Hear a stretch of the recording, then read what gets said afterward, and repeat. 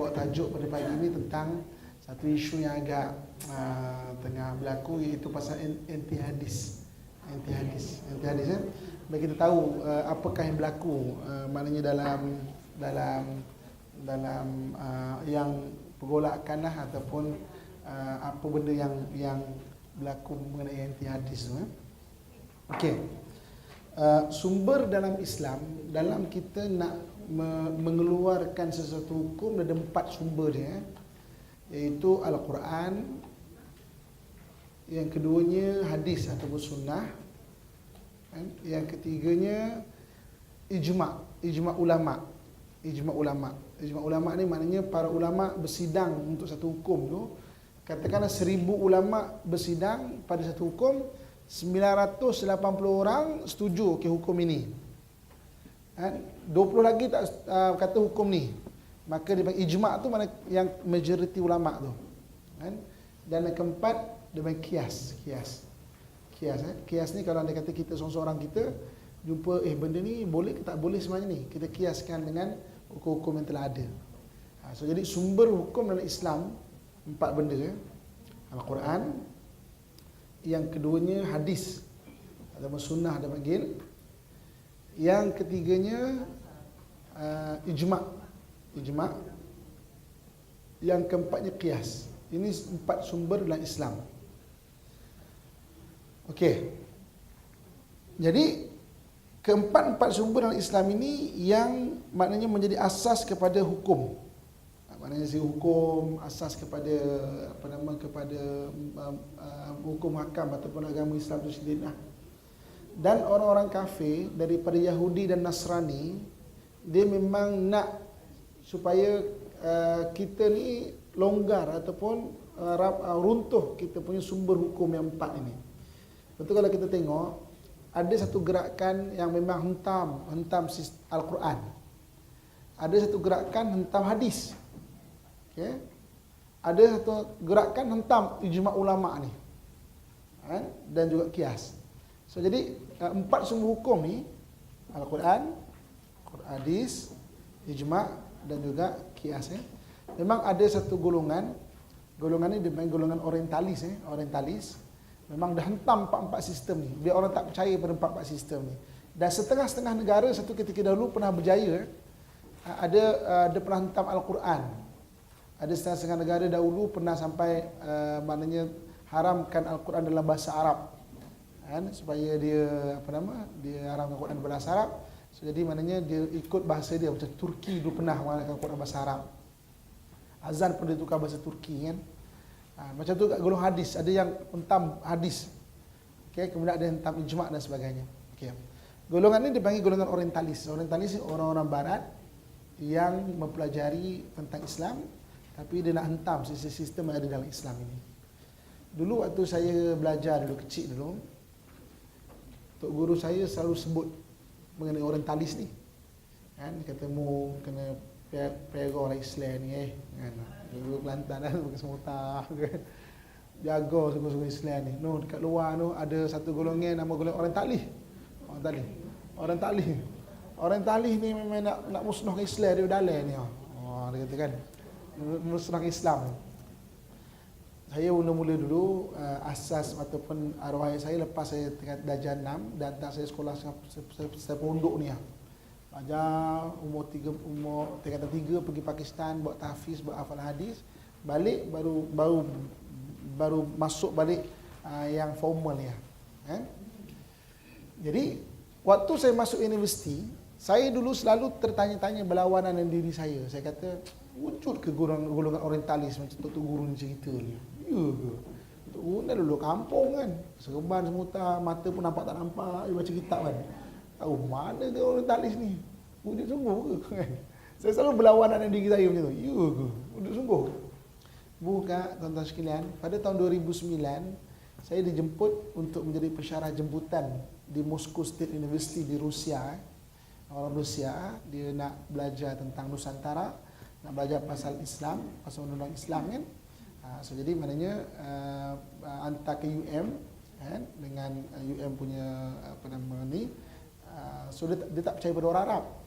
So Dia nak belajar pasal Nusantara, nak belajar pasal Islam, pasal undang-undang Islam, dia tak percaya pada orang Arab. Kan? So jadi dia hantar UM sokongan UM, saya pun pergi ngajar di sana. Di sana saya jumpa sungguh golongan orientalis ni, orang-orang barat yang pelajari pasal Islam, dan saya rapat dengan dua golongan. Satu geng-geng bahagian Nusantara Melayu kita ni, satu bahagian Parsi. Memang dia belajar fasih cakap Melayu, belajar kitab, belajar Jawi kita ni, dan belajar Quran, hafal Quran. Wujud sungguh golongan-golongan ni. Wujud sungguh kan. Okey. So jadi di luar sana tu memang ada golongan dipanggil golongan orientalis. Nak menghentam empat sistem ni. Menghentam sistem Quran, menghentam sistem hadis menghentam sistem ijma' dan juga qiyas. Quran setakat ni dia orang tak berjaya. Quran. Sebab makin dia cerita mengenai Quran untuk tidak percaya pada Al-Quran, terbukti Quran tu benar. Salah seorang tokoh yang terkenal adalah Dr. Maurice Bucaille. Dr. Maurice Bucaille ni dia ada mengarang buku Bible, Quran and Science. Dia baca Bible, dia cuba buktikan dalam Bible tak ada sains, dia berjaya buktikan. Kemudian dia beralih pada Quran, dia nak hentam sistem Quran. Dia kata, aku cuba kaji dan aku akan buktikan Quran tak ada sains. Makin dikaji sains dalam Quran, makin jumpa sains dalam Quran dan tidak bercanggah dengan sains-sains moden. Malahan Quran banyak membetulkan tanggapan sains moden tu. Banyak Quran betulkan balik. Antaranya apa? Antaranya dulu astronomi kata matahari itu statik. Tapi Quran kata tak, matahari juga beredar di atas aksinya. Wasyamsu tajri li mustaqarril laha. Tahun 80-an akhirnya mereka mengakui bahawa matahari juga bergerak di atas paksi dia. Ada paksi juga matahari ini. Dan akhirnya mereka juga mengakui. Jadi akhirnya dia kata aku makin kaji Quran makin jumpa sains dalam Al-Quran. Akhirnya masuk Islam dia. Maurice Bucaille. Kita boleh cari terjemahan bahasa Melayu pun ada buku dia. Bible, Quran and Science. Jadi orang nak hentam Quran tak berjaya. Sebab Quran Allah kata, Allah yang turunkan, inna nahnu nazzalnal dzikra wa inna lahu lahafizun. Kamilah menurunkan Quran, kamilah yang menjaga atau memelihara. Jadi Quran settle. Tak ada orang yang, sebab Allah yang pelihara, tak ada orang yang boleh maknanya ganggu gugat Quran itu. Grup yang kedua iaitu orang yang menghentam hadis. Ini yang akhirnya apabila pemikiran-pemikiran mereka maknanya dapat disebarkan, akhirnya orang Islam sendiri ada berfahaman tentang anti hadisnya. Kenapa mereka ni menghentam hadis? Itu yang kita nak faham juga. Kenapa mereka tak nak menghentam hadis? Sebab apa? Yang pertama sekali, hadis ini merupakan sumber hukum bagi Islam. Orang pegang Quran, pegang hadis, dia ada kekuatan dia. Nabi sebut dalam Quran, taraktu fikum amrain ma in tamassaktum bihima lan tadillu abadan, kitabullah wa sunnatun nabi. Dua perkara aku tinggalkan, kamu tidak akan sesat selama-lamanya, kitab Allah dan juga sunnah Nabi ataupun hadislah hari Nabi. Jadi Quran ni, hadis ni dia merupakan sumber dalam Quran. Yang keduanya, hadis ni dia tafsir kepada Al-Quran. Dia mentafsirkan Al-Quran, hadis ni. Jadi kan Quran tu diturunkan oleh Nabi SAW. Orang yang paling mahir mentafsir Quran adalah Nabi SAW. Sebab tu kita nak memahami Quran memang boleh hadis Nabi SAW. Sebagai contoh kan, dalam Quran Allah cerita mengenai perjalanan Nabi Musa AS pergi mencari Nabi Khidir. Pergi mencari seorang yang diberi ilmu. Tak sebut pun siapa orang tu. Tapi dalam hadis Nabi terangkan orang itu adalah Nabi Khidir AS. Dan ada Nabi Musa dengan berdua, dipanggil Fata Musa. Fata Musa ni maknanya anak buah Nabi Musa. Dia berjalan, kan dia bawa tanda-tanda nak jumpa orang itu, ikan tu akan hilang. Ikan tu akan hilang. Sampai satu tempat ikan tu hilang. Ikan tu hidup balik. Dan ikan tu ikan dia dipekasamkan. Sudah maknanya untuk buat laut perjalanan jauh, ikan tu boleh hidup balik. Dan orang yang menamakan Nabi Musa, kata hadis Nabi SAW, adalah Fata Musa. Fata Musa itu adalah Nabi Yusha AS. Mana kita tahu Nabi Yusha tu? Daripada hadis Nabi SAW. Quran, tujuan kedua, dia mentafsir, hadis mentafsir Al-Quran. Kalau orang dia berpegang Quran semata-mata, tak ada hadis, dia sangat bahaya. Sebagai contoh, Allah sebut dalam Quran, huriman alaikumul maitata waddam wa lahmal khinzir wa ma uhilla bihi li ghairillah. Kami haramkan kepada kamu empat benda. Pertama, darah, kemudian bangkai, darah, daging babi, dan juga apa-apa perkara yang tidak disembelih atas nama Allah. Empat benda diharamkan. Allah sebut dalam Quran, lahmul khinzir, daging babi. Kulit boleh guna tak? Boleh? Buka. Pernah tengok tak kulit babi? Kan? Kulit babi yang buat kasut ni kan? Lembut dia punya ni kan? Tapi kita nak pakai tak? Dalam Quran tak ada sebut. Dalam Quran tak ada sebut kulit babi, tak ada. Allah tak sebut kulit babi. Allah sebut daging babi je. Mana kita tahu daging babi, kulit babi juga tak boleh diguna menurut hadis Nabi sallallahu alaihi wasallam, petasan ijma' dan ulama. Kan? Tulang babi ada sebut dalam Quran tak? Tak ada. Boleh makan sup tulang. Sup tulang tak boleh. Dalam Quran tak ada sebut. Nampak tak? Dia mentafsirkan apa yang ada dalam Quran. Kalau orang tolak hadis, orang akan tak faham Quran itu. Dia akan tafsir ikut kepala dia. Ikut kepala dia je. Ini bahayanya. Dan ini yang cuba dia, kenapa dia orang hentam sangat? Sebab Quran tu mentafsir, hadis tu mentafsir kepada Al-Quran itu sendiri. Kemudian apa yang ada dalam hadis lagi? Kita tengok Yang ketiganya yang ada dalam hadis adalah tunjuk ajar. Hadis ni banyak dalam Quran ada benda, dan dalam hadis tu Nabi bagi tunjuk ajar pada kita. Contoh macam Nabi kata apa? Khamsah minal fitrah, 5 benda daripada fitrah. Mana fitrah tu makna manusia kena buat. Dalam Quran tak ada. Apa dia? Ni bersihkan misai, rapikan misai, pendekkan misai. Buka kalau ada misai pendekkan ni. Janggut rapikan. Bulu ketiak, Nabi sebut kan, bulu ketiak rapikan. Kan macam tu juga dengan gosok gigi, kuku dipotong, kuku kan.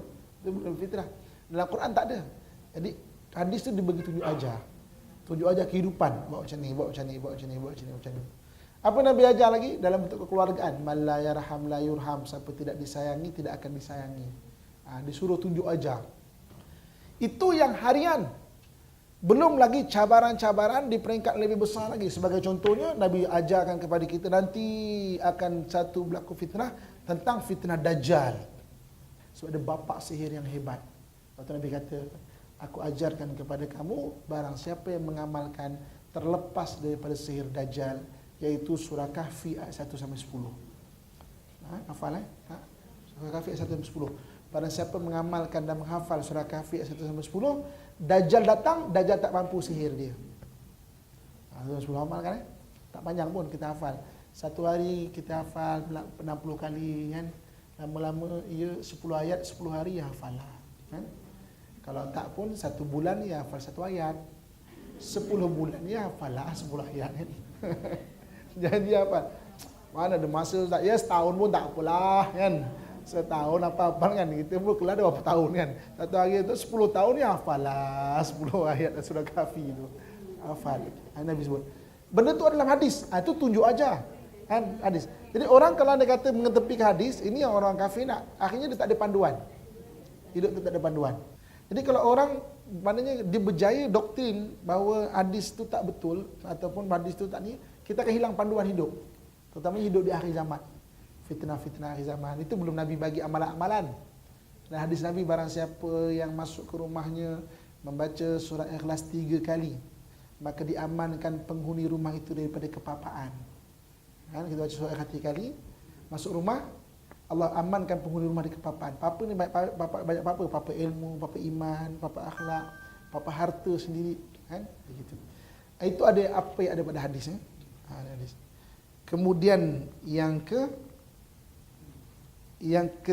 keempat. 1, 2, 3, 4. Yang keempatnya, hadis ni sebagai sumber hukum. Banyak hukum-hukum dalam Al-Quran dijelaskan balik daripada hadis-hadis Nabi SAW. Sumber-sumber hukum. Kalau hadis digugurkan, maka banyak hukum-hukum dalam Islam, maknanya orang dia ambil ringan. Sebagai contoh dalam Quran, Allah sebut, Aqimis salata li zikri, dirikan kamu sembahyang untuk mengingati aku. Dalam sembahyang tak sebut pun macam mana cara berdiri, macam mana cara rukuk, macam mana cara sujud. Itu adalah hadis Nabi SAW. Habis kalau orang tolak hadis, macam mana nak sembahyang?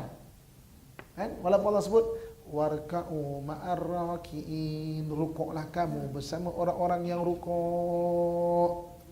Kan orang kita bulan Ramadan lepas buka puasa, Ustaz, jangan sembahyang dulu Ustaz. Sebab nak warka'u ma'ar raki'in, rukuklah kamu bersama orang yang merukuk. Merukuk.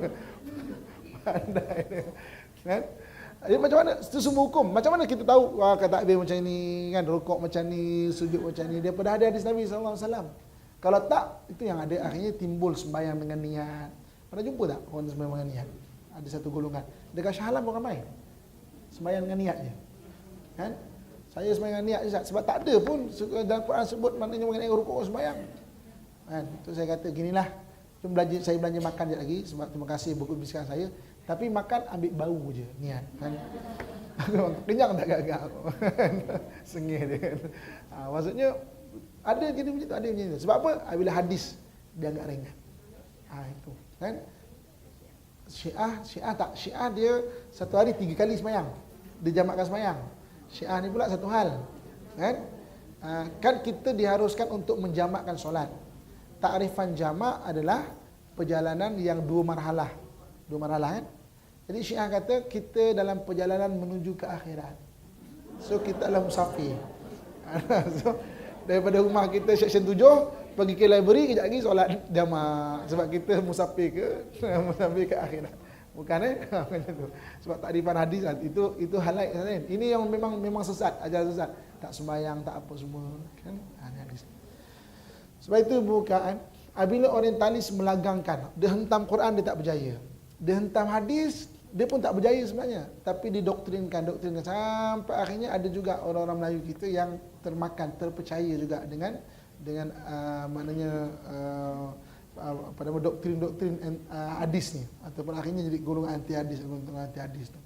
Sebab tu anak-anak kita kena pesankan, kalau nota kita, kuliah kita ni kita panjang-panjangkan pada anak-anak kita ni, supaya apa, kita boleh faham flow dia macam ni. Kenapa orang talis nak sangat hentam golongan hadis Nabi SAW. Sebab dia merupakan hukum, dia merupakan tafsiran Quran, dia merupakan panduan-panduan hidup. Okay. Bab hukum akam yang paling ter-establish di Malaysia ni, yang paling berdiri di Malaysia ni, antara yang bagus ni adalah sistem perbankan Islam. Sistem perbankan Islam tu dasar-dasar dia daripada Quran dan juga hadis. Sampai ada yang produk bank Islam tu direct Nabi sebut, seperti apa, mudarabah, murabahah, kan, maknanya mudarabah, direct Nabi sebut dalam hadis Nabi. Itu kalau orang tolak hadis, macam mana nak establishkan sistem tu? Dalam Quran cuma Allah sebut Allah mengharamkan riba saja, tapi bagaimana mempraktiskan dia tu dibina daripada hadis Nabi SAW. Sistem insurans dalam dunia ada 2 je, insurans konvensional, insurans Islam. Insurans Islam tu lebih dulu daripada insurans konvensional. Pada zaman Sayyidina Umar radhiyallahu anhu arda, mana-mana peniaga yang berdagang akan ada satu tabung. Dan untung letakkan tabung ni, untung ada sebagian letakkan tabung ni. Kenapa tabung ni dibuat?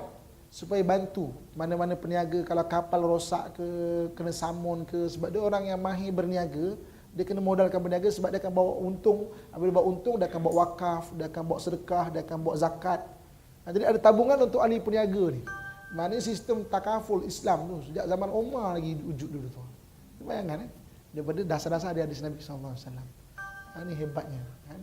Sebab itu orang-orang talis ataupun memang hentam sistem-sistem ni supaya kedudukan ataupun tonggak-tonggak Islam tu lemah tu.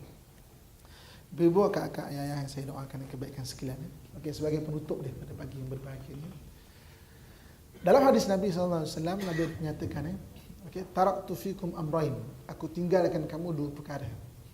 Ma in tamassaktum bihima, kamu tidak akan sesat selama-lamanya kalau kamu pegang pada ini, iaitu kitabullah wa sunnat Nabi, kitab Allah dan juga sunnah Nabi, sunnah Nabi SAW, ya. 2 benda ni. Dua benda ni maknanya ada pada kita. Al-Quran diturunkan kepada kita dan juga ada hadis Nabi SAW kan. Dan saya yakin ibu-ibu akak-akak banyak yang ada sama saya ada sanad hadis kan. Mana kita baca hadis-hadis Nabi SAW tu. Kita ada panduan-panduan itu kan. Dan dua-dua benda ni memang orang kafir cuba untuk kita maknanya berlepas daripada kedua-dua benda ni.